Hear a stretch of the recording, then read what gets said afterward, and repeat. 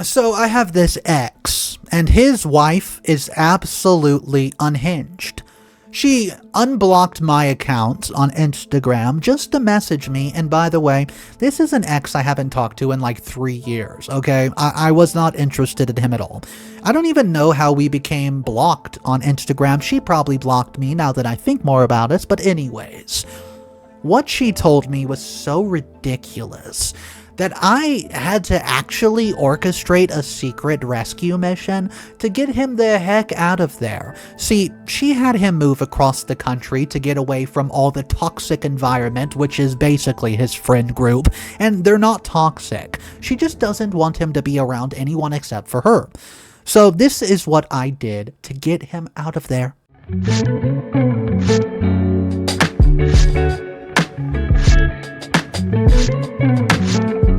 I never thought I'd be posting here, but I need to tell someone about this insanity, and my friends are tired of hearing about this crap. Also, this is definitely a throwaway account because some people involved know my main account. You don't expect your high school sweetheart to re-enter your life through his wife's bat crap crazy DMs. But here we are. Buckle up, sweet cake, because this gets wild. Mark and I were together from 15 to 25, that's 10 years. Yeah, I know. High school sweethearts rarely work, but we gave it the old college go. Literally, we did the whole thing, sneaking out to see each other, prom, graduating together, and picking the same college. Getting our first apartment with the leaky faucet and the neighbor who played death metal at 3 a.m. 10 years of mixtapes, yeah, actual mixtapes, then burned CDs, then Spotify playlist, road trips to nowhere, inside jokes that stopped being funny but we kept saying anyways, and all the growing pains of becoming adults while trying to stay the same kids who fell in love in sophomore chemistry. We broke up.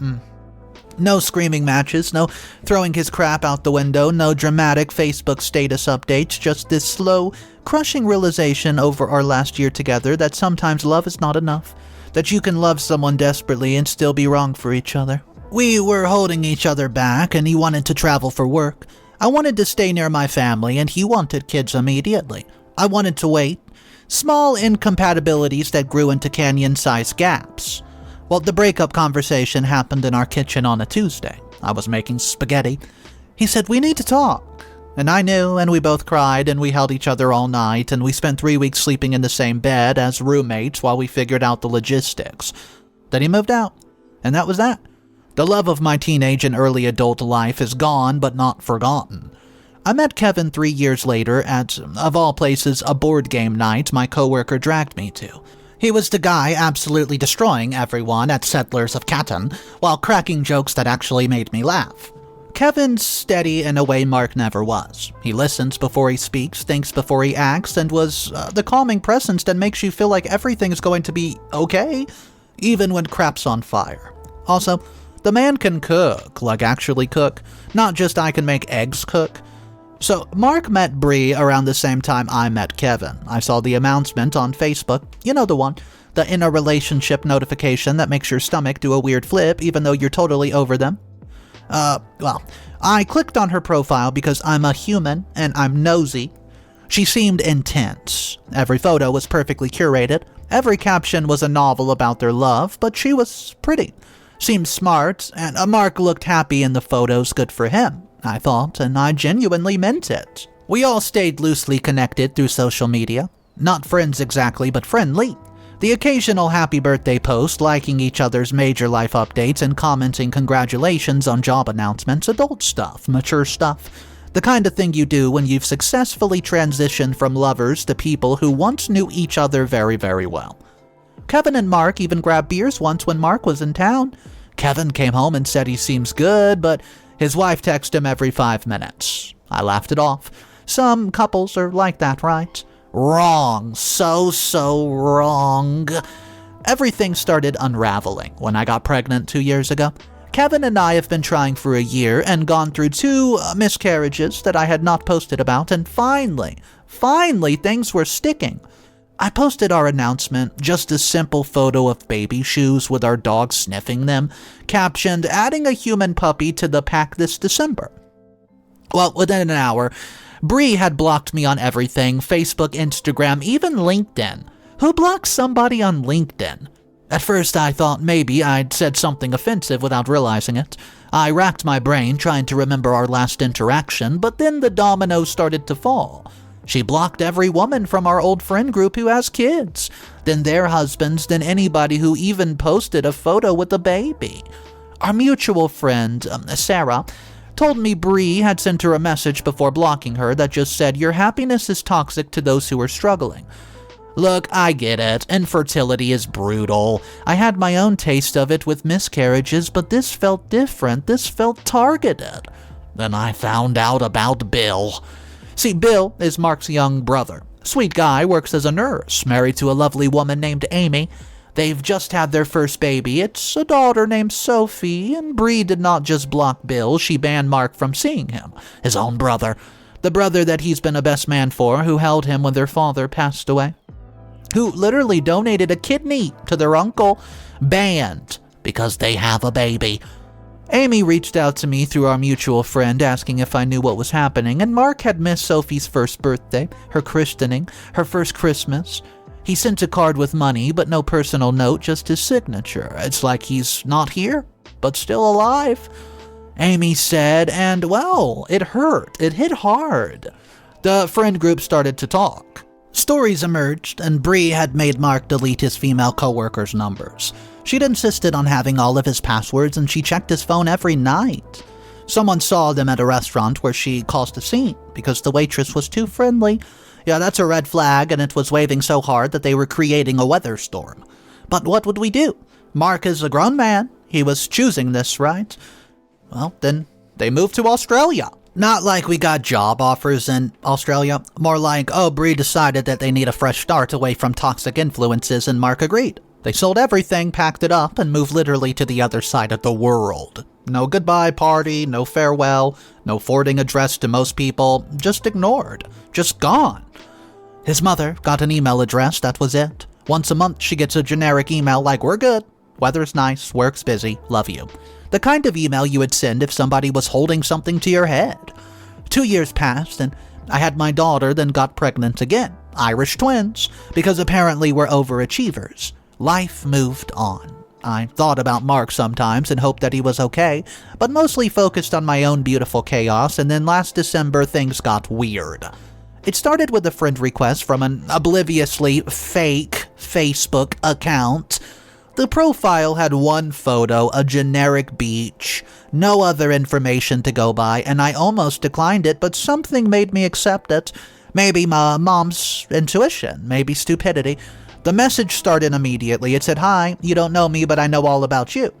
My blood went cold. I'm thinking this is some weird crap, some stalker, about to call Kevin over.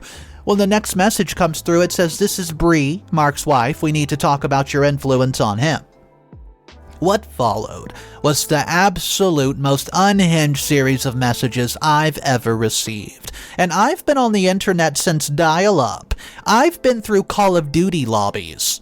She accused me of still being in love with Mark, said that I'd gotten pregnant to trigger them because I knew that they were trying, claimed that I was sending him secret messages through mutual friends. Guys, I hadn't spoken to him in 2 years, but then it got really weird.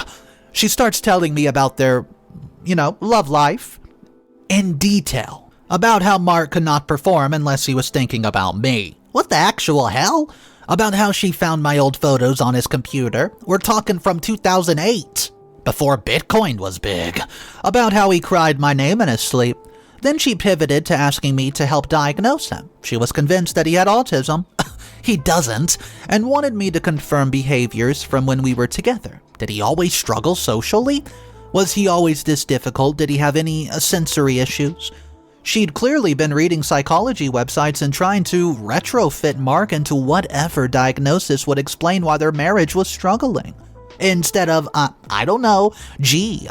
acknowledging the crap that she was controlling and abusive? I screenshot everything and showed Kev. He read it all, set my phone down carefully and said, "That's not concerning, that's control, and she's escalating because she's losing it." I didn't respond to any of it, but I saved every word. A week later, another email, this time to my personal email address that was not even connected to my Facebook. She hacked into Mark's account to find it. You're the reason he's depressed. He compares everyone to you. We can't move forward because you exist in his past. You need to disappear completely. Stop talking to our friends. Stop existing in spaces where he might see you. You've had your time with him, so let him heal. Guys, I had not just avoided talking to Mark, I'd actively removed myself from situations where he might interact, specifically to respect his marriage, and now I'm being accused of what? Living? Having social media and breathing? My hands are shaking, not from fear, from pure, incandescent fury. How dare this woman? How dare she? And that's when I reached out to Bill. Not Bill Nye the Science Guy. Bill. Bill picked up on the first ring. Thank goodness somebody finally called, he said, before I even explained why I was calling. He said, I've been going crazy. Have you heard from him? I told him about the messages. The silence on his end was deafening. You're not the first one. She's messaged 3 of his exes, his female cousin even, and a woman he did a group project with in college who he hasn't spoken to in a decade. She's starting to spiral. That's when the full pictures emerged. Bill had been documenting everything, trying to build a case to help his brother. The isolation, the control, the emotional manipulation, it was textbook abuse. But there's more. There's always more to a story. I've heard things, Bill said carefully. On phone calls, shouting, throwing things, and not just her voice doing the shouting, if you know what I mean. My stomach dropped. You think she's hitting him? Bill said, I think, that my 6'4" brother is being abused by his 5'0" Latina wife, and he's too ashamed to ask for help because who's going to believe him? We made a plan. I forwarded Bill everything. He's going to work with their mom to figure out how to reach Mark without Bree knowing. But how do you rescue someone from the other side of the world that doesn't seem to want to be rescued? Enter my brilliant, sneaky, wonderful hubby. Kevin works in IT, specifically in cybersecurity. When I showed him what was happening, his face went through about 6 different emotions and expressions before landing on determined. What's Mark do for work again? Oh, software consulting, I said. Why? Kevin smiled. Not his usual warm greeting smile, it was devious. This was his I'm about to do something illegal. But morally it's gray. Leave it to me, he said. What Kevin did was genius. He talked to his boss, explained the situation minus some details, and got permission to reach out to Mark for a legitimate business consultation. They found Mark's LinkedIn, the one platform Bree apparently did not monitor because she didn't understand professional networking, and scheduled a video call about potential collaboration opportunities. Kevin and his boss used their company's VPN to mask their location, virtual private network, and created a fake project proposal that would require Mark's specific expertise and set up the call for a time when Bree would be at her yoga class. They found her schedule through her Instagram stories because abusers are often stupid about their digital footprint. I wasn't supposed to know about any of this until after it happened, but Kevin's a terrible liar and I'm a persistent wife. The call happened on a Thursday. Kevin came home looking like he's seen a ghost.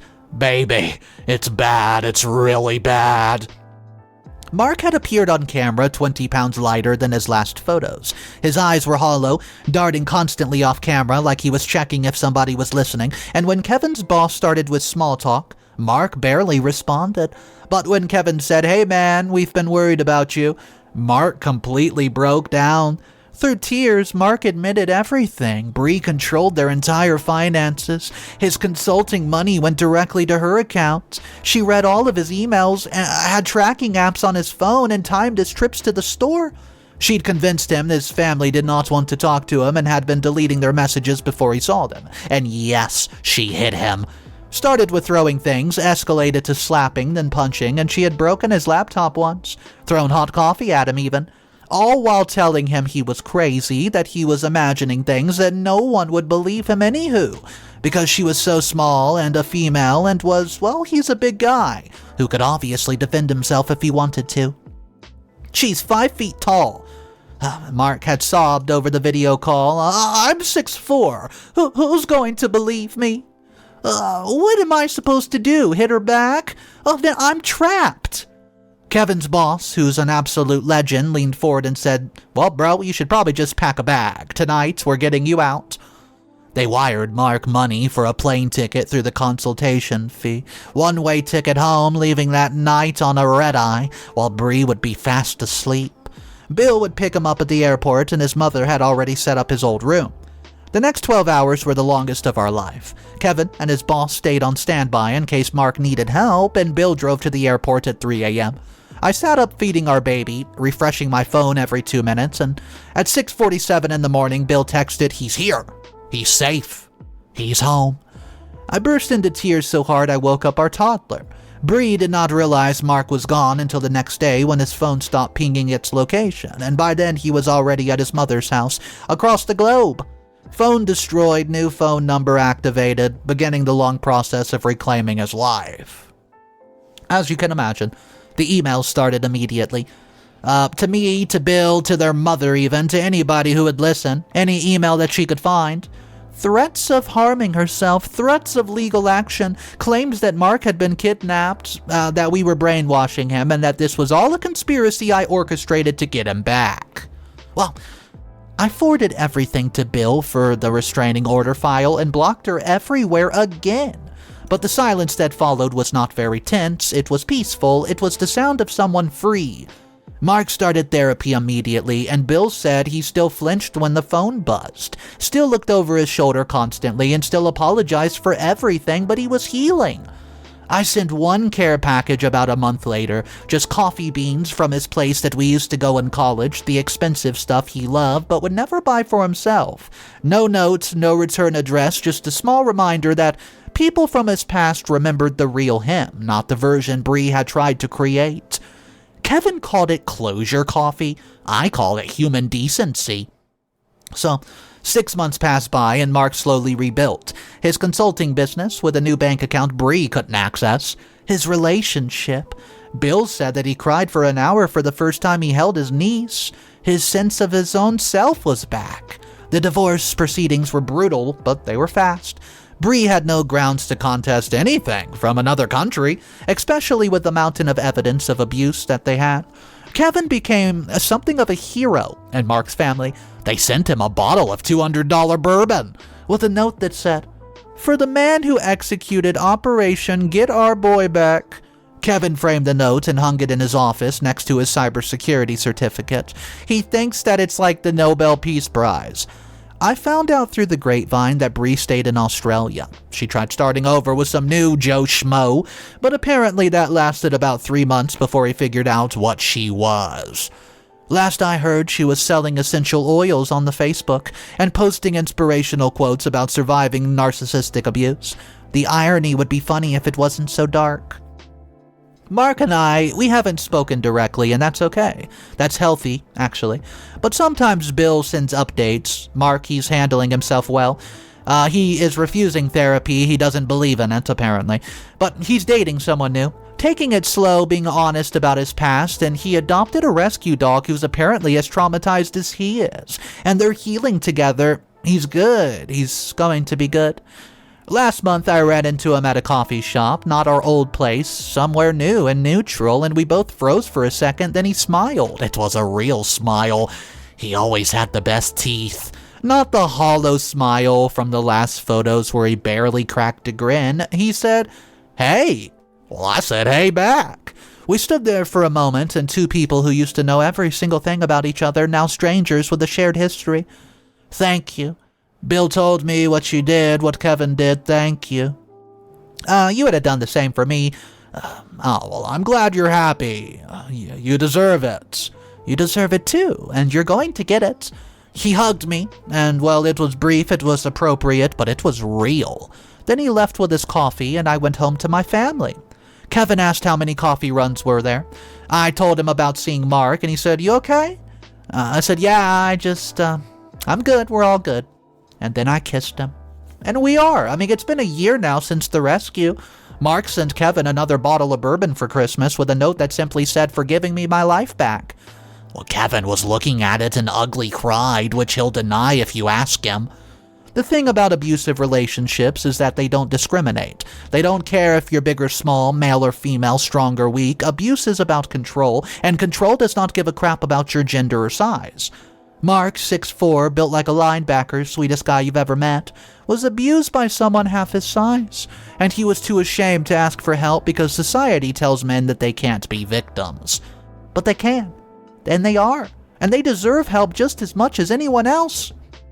Guys, if you're reading this and you find yourself in a similar situation, or you know someone who might be, just reach out. Make the call, send the email, book the consultation, whatever it takes, because everyone deserves to be free. And if you're reading this and, well, you're the abuser, you know what you should do, but also you should get help, because this cycle doesn't end until someone breaks it. Mark broke free with help, with support, with a village of people who refuse to give up on him, even when he's given up on himself. Sometimes love looks like letting go, and sometimes it looks like holding on, and sometimes it looks like an IT guy using a VPN to organize an international extraction mission, because that's what heroes do. They use their powers for good, even if their only power is being really good with computers and having a boss who's cool with mild fraud for a good cause. Take care of each other, guys. You never know when somebody could need a rescuing. What an intense story. Guys, I do have a few comments to review. The first comment says, "This is one of the most important posts about male domestic abuses I've seen on this platform, and OP handled it masterfully. The fact that Bree was systematically isolating Mark from his entire family, not just his friend group, monitoring all his communications and controlling his finances, and physically assaulting him while knowing society would not believe him in textbook abuse. With a gender twist, people need to understand. OP could have ignored those unhinged messages, but instead recognized them as a cry for help from someone who literally could not ask for it directly. Her husband using his IT connections to create a legitimate business consultation as a cover-up for a welfare check was absolutely brilliant and probably the only way to really reach Mark, without getting Bree's surveillance triggered. The detail about Mark being 20 pounds lighter and constantly checking off cameras during the video call is what I say is haunting. This man was living in terror. People saying OP should have stayed out of it don't understand that abusers like Bree specifically count on the mentality to keep their victims trapped. Mark literally said she's 5 feet tall and I'm 6'4". Who's going to believe me? That's the special hell that male abuse victims face. The fact that Bree had already messaged 3 other exes and random women from his past shows that she was spiraling and potentially dangerous, you know. OP's husband and his boss literally saved a man's life with that plane ticket, and the fact that Mark is now in therapy twice a week, even though he's against it, shows how much damage was done. This is not about an ex overstepping boundaries. This is about a village of people, recognizing abuse and taking actions when the victim doesn't. So guys, yeah, that was the first comment, even though I'm a little confused with them saying that he was in therapy, because if I can remember correctly, OP stated that, well, he doesn't go to therapy. Anyways, comment 2 disagrees with OP. It says this: while Bree was clearly abusive, this whole story reeks of boundaries being crossed and OP inserting herself into drama that was not hers to solve. She admits that she had not spoken to Mark in 2 years. That's right. So why is she immediately running to his brother with the messages instead of just blocking and moving on like a normal person? The fact that her husband orchestrated this elaborate rescue mission, using his work resources and potentially committing fraud, a fake business consultation is totally illegal, is actually insane and probably not cool. OP acts like she's some hero, but she's an ex-girlfriend who received weird messages and decided to make it her mission to save someone who never asked to be saved. Well, the husband booking a fake business call under false pretenses could have gotten him and his boss fired or even worse, sued, if Bree had any proof of it. They literally conspired to get Mark to leave his wife without any actual evidence of physical abuse at the time. Just sounds. Bill heard on calls and weight loss, which could have been from anything, maybe even medical. Yes, Bree does sound controlling and awful, but OP's involvement turned into a soap opera when she gets to be the hero ex who saves her old boyfriend. And she probably does want to be with him if we're telling the truth. The fact that she sent him his ex-girlfriend and her husband playing spy games, I mean, what? She even sent him coffee beans afterward shows that she's not over it, as she claims. This could have been handled by Mark's family without his ex-girlfriend and her husband playing games. The whole thing feels like OP was waiting for some sort of excuse to be involved in Mark's life again. And Bree's messages gave her the perfect opportunity to insert herself as the savior while claiming it was all about helping. So guys, that comment does have some important pieces to it, but I want to know which one you agree with the most. Comment number 1 or comment number 2. Let me know down below. Thank you guys for joining me on today's stories, and if you want more daily drama stories, well, you know what to do. Click that subscribe button. I'll see you guys tomorrow, and of course remember, it's cool to be kind. Peace.